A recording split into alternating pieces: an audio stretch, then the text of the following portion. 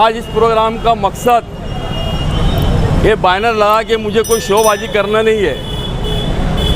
ये जो माननीय आरएसएस के संघ मोहन भागवत जी, जिन्होंने पूना के अंदर ये कहा, क्योंकि आज हिंदुस्तान भर में ये संभल के देख लो आप, और भी बहुत सारी जगहों पे आप देख लो, मस्जिद और मंदिर का जो विवाद चल रहा है, तो इस ताल्लुक से माननीय मोहन भागवत जी ने एक अपना स्टेटमेंट दिया पूना में। क्या ये चीज़ें कब तक तुम मस्जिद के अंदर से मंदिर निकालोगे, इसका हम विरोध करते, और ये देश के हित में अच्छी बात नहीं है। इसीलिए उन्हें एकता और अखंडता की जो बात कही, इसको लेकर के मुस्लिम समाज हो या हिंदू समाज हो, जो सेकुलर माइंड रखता है, उनके अंदर एक उत्साह और एक खुशी की लहर जाग उठी कि माननीय मोहन जी भागवत जी के इस बयान के ऊपर।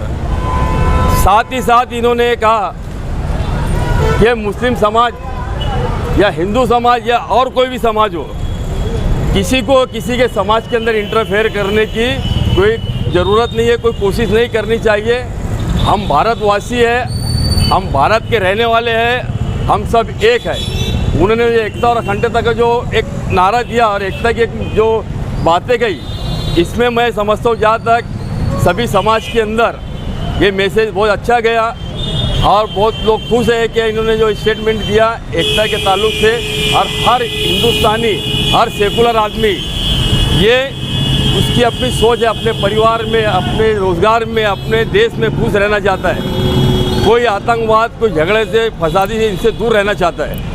लेकिन मोहन भागवत जी के इस स्टेटमेंट और इस बयान के कारण मुझे लगता, आप देख लो 2 दिन से अनप शनप कुछ ना कुछ उनके खिलाफ लोग कुछ बोल रहे हैं, जो मुझे ऐसा लगता है इनका पेट दुख रहा।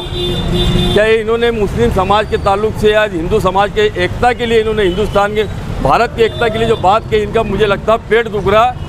जो लीडर, उन्होंने ये भी कहा कि हिंदू नेता जो है, ये राम यानी मंदिर और मस्जिद का विषय लेके अपना राजकारण की रोटी सेकने का जो काम कर रहे हैं, उनको भी उन्होंने तंबीह किया। साथ ही साथ उन्होंने ये भी कहा कि ये सब चीज़ों मामले आज चल रहे हिंदुस्तान भर के अंदर, भारत के अंदर, ये बंद होना चाहिए।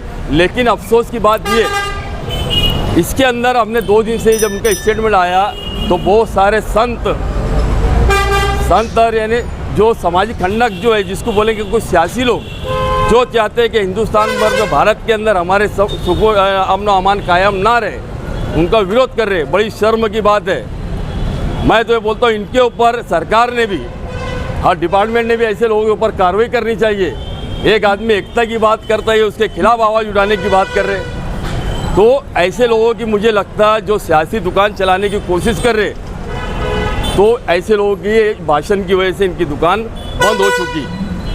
ये आप देख सकते हैं, आप मीडिया वाले हो, आप देख रहे क्या इनके विरोध में कितने लोग खड़े हो गए। ये बैनर का क्या लगाया? बैनर का उद्देश्य ये है, मैं मालेगांव शहर जो महाराष्ट्र के अंदर आता, जिला नासिक, ये बैनर लगाने का उद्देश्य ये है कि मालेगांव शहर की आवाम माननीय मोहन भागवत जी के इस बयान से, जिन्होंने कहा कि भाई कब तक आप मस्जिद के अंदर मंदिर ढूंढोगे, और एकता की जो बात कही, तो ये बातें सुन के मालेगांव शहर में एक खुशी की लहर है और मुस्लिम समाज के अंदर ये खुशी की लहर है। मुस्लिम समाज के ताल्लुक, मुस्लिम समाज की तरफ से ये आज मैं जो मालेगांव शहर के अंदर जो बैनर लगाया हूँ, ये मैं हिंदुस्तान भर में एक मैसेज देना चाहता हूँ।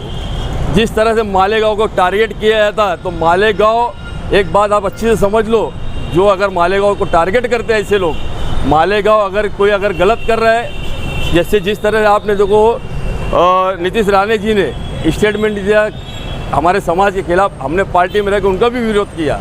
उसी तरह से माननीय मोहन भागवत जी ने एक मैसेज अच्छा दिया, तो हमने उनका सराहना किया। मुस्लिम समाज, मैं और मेरी ओर से मुस्लिम समाज इनको मुबारकबाद देते हैं और इनका तहे दिल से शुक्रिया अदा करते हैं।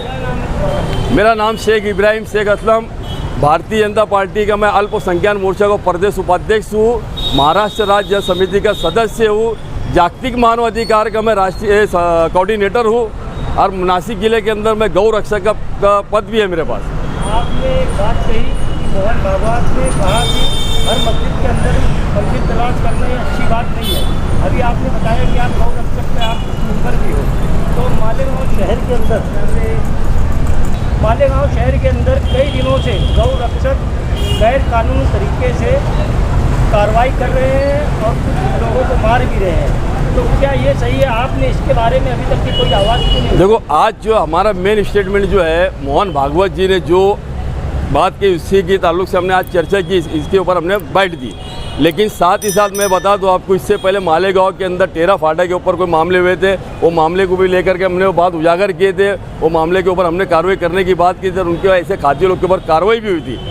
लेकिन साथ ही साथ मैं जहाँ तक मानता हूँ, जो इस व्यापार से जुड़े हैं, अगर लाइसेंसी का अगर कारोबार करते, अगर आपको कोई तकलीफ देता है तो हमको बोलो। आप इनलीगल तरीके से अगर कोई गौ रक्षक के कार्यकर्ता बोल के अगर किसी के ऊपर मारहान करता है या मॉब लिंचिंग करता है, ऐसे लोगों के इनके ऊपर हम कड़ी कार्रवाई करेंगे। तो क्या गौ रक्षकों के पास इसकी कानूनी कार्रवाई करने का उनके पास लाइसेंस? कानूनी कार्रवाई करने का गौ रक्षक के पास लाइसेंस नहीं है। गौ रक्षक का मैं लगता है एक्ट के हिसाब से अगर देखा जाए कि एक संगठन है, वो उसका काम ये होना चाहिए कि भाई उनको लगता है कि गौ रक्षक की कोई गौवंश का कोई गाड़ी के अंदर आ रहा है, उसका काम है पुलिस बंदोबस्त लेके पुलिस को इन्फॉर्म करें और उसके ऊपर पुलिस कार्रवाई करे। इनको कार्रवाई करने का कोई राइट नहीं है। जिस तरह से माननीय प्रधानमंत्री ने भी कहा था, इन्होंने इसकी आड़ में गोरख धंधा करने का काम शुरू किया एज ए गौ रक्षक। ये आप न्यूज़ देख लो उनकी। पिछले दिनों 4 नौजवानों को बुरी तरीके से पीटा गया और वो हॉस्पिटल में जख्मी हो गया, ये इलाज की क्या उन्हीं के ऊपर केस की जाती? ये गलती किसकी है?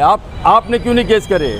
अगर आपको मारा गया, आप अगर उसके पीड़ित हुए तो आपने क्यों नहीं गुना दाखिल कराया? रक्षक वाले गलत कर रहे हैं या सही कर रहे हैं? नहीं, देखो, गलत और सही का फैसला मैं तुम नहीं कर सकते। अगर उनके पास लाइसेंस है, आपने अगर लाइसेंस अगर उनके पास नहीं है, मारहान कर रहे, तो कायदे से उनके ऊपर, जिनके ऊपर उन्होंने मारहान किया, उन्होंने गुना दाखिल करवाना चाहिए था।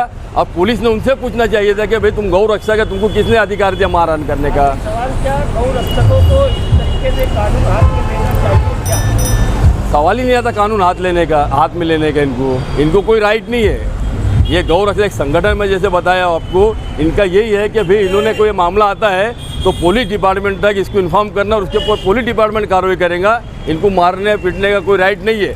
लेकिन इसके अंदर जो इसका व्यापार करते, जो लाइसेंस होल्डर है, अगर उनके ऊपर कार्रवाई होती या उनके ऊपर मारहान होती, ज़बरदस्ती होती, तो उनका भी काम है हमारे जैसे लोगों को आके बोले, तो हम उनके अगर पुलिस डिपार्टमेंट एक्शन नहीं लेता है तो हम उनके ऊपर कार्रवाई करवाएंगे। लेकिन हमारे लोग, मैंने आज तक ये जो मुस्लिम जो इसका व्यापार करते, ये मार खाते, कंप्लेंट की बात आती, गुना दाखिल करने की बात आती, भाग जाते। ये मैंने